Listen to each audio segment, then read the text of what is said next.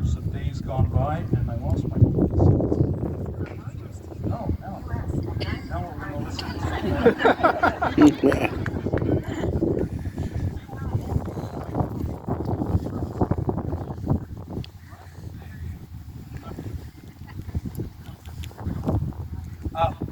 The purpose of life, this is a guy named Leo Roaston, who's a famous writer. The purpose of life is not to be happy, but to matter, to be productive, to be useful, to have it make some difference that you lived at all. And I just think that's something I have built my life on, is to live for my death. And I've talked about this before. I don't talk about it a lot. I wish I should talk about it more probably, but I lived for the last 5 minutes of my life. Then at the last 5 minutes of my life, the last 5 conscious, alert, aware minutes of my life, then I know that I have lived to be helpful and to serve. And I can look back on my life without any regrets. And because you never know when those last 5 minutes are coming. And if they're today, when I wake up in the morning, I want to know that yesterday I did a good job of, if I'm not helpful, I'm not happy. And I was helpful yesterday. So today, how can I be more helpful? And how can I be more service and kindness and compassion? How can I be more loving to the people around me in the small little ways? And so that's what I look to do.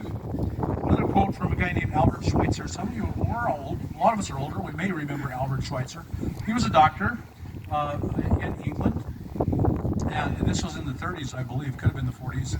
And he went to Africa and built a hospital and spent the rest of his life in this hospital, raising funds and going in on a daily basis into this hospital and serving a community of people who otherwise would have no medical care, and saved how many tens of thousands of lives because of his service.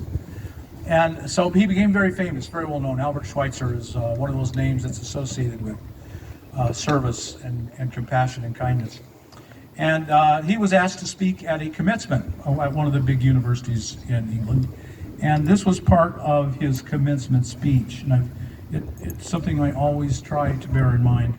I don't know what your destiny will be, speaking to these graduating college students, most of them from wealth and all of them bound, if they want it, to great things.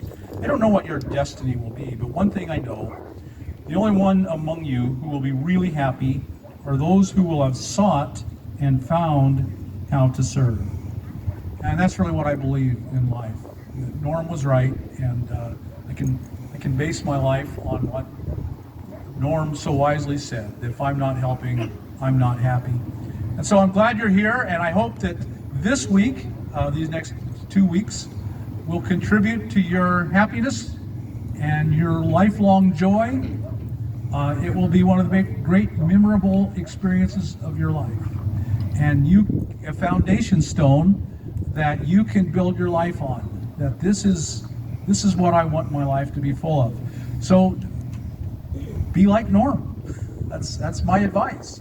You don't have to get in front of a crowd. You don't have to have a YouTube channel. You just have to roll into camp and look around and say, how can I help someone today? And I want to break down a little bit that word help. It seems obvious, doesn't it? We all know what help means. But what has to happen to be helpful? You have to stop for a moment thinking about yourself, which for nearly all of us is very difficult. We all think about ourselves all the time. If you're human, I think about myself all the time.